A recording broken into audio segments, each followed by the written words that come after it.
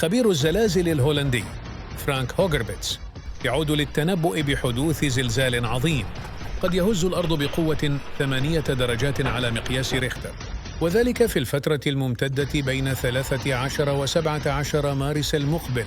ما يجعل هذا التوقع أكثر إثارة هو التزامن الفريد للاقتران الكبير بين الشمس والمشتري وأورانوس في 13 مارس، بالإضافة إلى وجود اقترانات إضافية مع عطارد والزهرة والقمر في الوقت نفسه.